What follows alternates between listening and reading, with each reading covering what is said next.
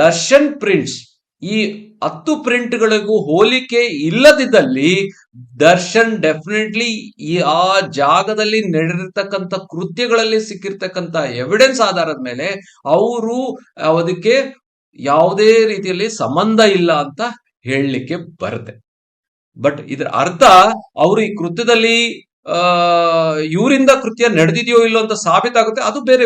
ಅದು there are the technical evidence ಇರುತ್ತೆ, video evidence ಅಂತ ಏನ್ ಹೇಳ್ತೀವಿ ಅದು, ಇಲ್ಲ ಮೊಬೈಲ್ ಅಲ್ಲಿ ಏನಾದ್ರು ತಗೊಂಡಿದ್ರು CCTV ಎವಿಡೆನ್ಸಸ್, ಇಲ್ಲ ಅಲ್ಲಿ ಈ 10 ಜನದಲ್ಲಿ ಯಾರು ನೋಡಿದ್ದಾರೆ ಅವ್ರು ಏನೇನ್ ಮಾಡಿದ್ದಾರೆ ಅಂತ ಅವರ ಸ್ಟೇಟ್ಮೆಂಟ್ಸು, ಇಲ್ಲ ದರ್ಶನ್ ಕೈನಲ್ಲಿ ಅವನ ಮೇಲೆ ಹೊಡೆದಿದ್ದಾರೆ ಅಂತ ಏನ್ ಹೇಳ್ತಾರೆ, ಕಾಲಲ್ಲಿ ಗುದ್ದಿದ್ದಾರೆ ಅಂತ ಹೇಳ್ತಾರೆ, ಅದರಲ್ಲಿ ಫಿಂಗರ್ ಪ್ರಿಂಟ್ ಸಿಗೋದಿಲ್ಲ.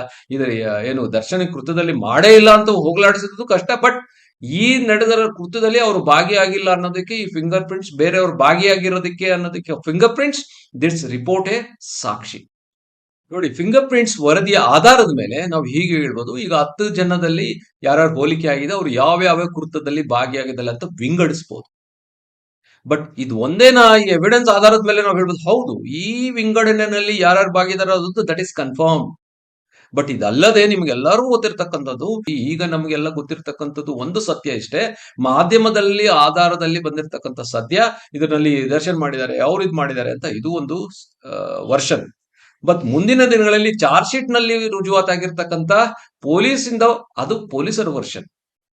ಮೂರನೇದು, ಈ ಯಾವ್ಯಾವ ಆಧಾರದ ಮೇಲೆ ಈ ಒಂದು ಸತ್ಯಕ್ಕೆ ಪೊಲೀಸ್ ಅವರು ಈ ಡಿಸಿಷನ್ ತಗೊಂಡಿದ್ದಾರೆ ಚಾರ್ಜ್ ಶೀಟ್ ನಲ್ಲಿ ಅಂತ ಹೇಳಿದೆಲ್ಲ, ಅದು ರಿಲಯಬಲ್ ಫೋರೆನ್ಸಿಕ್ ಎವಿಡೆನ್ಸ್ ಇಲ್ವಾ ಅಂತ ಕೋರ್ಟ್ ನಲ್ಲಿ ಪ್ರೂವ್ ಆಗಿ ಆಮೇಲೆ ಬರುತ್ತೆ ನೋಡಿ, that is another version.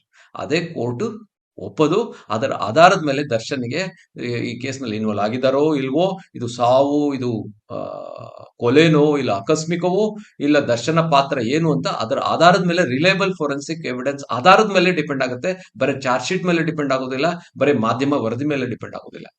So ಈ ಹೆಚ್ಚಿನ ವಿಡಿಯೋಗಳಿಗೆ ಪ್ರತಿಧ್ವನಿ ಯೂಟ್ಯೂಬ್ ಚಾನೆಲ್ ಸಬ್ಸ್ಕ್ರೈಬ್ ಮಾಡಿ, ಬೆಲ್ ಐಕಾನ್ ಕ್ಲಿಕ್ ಮಾಡಿ.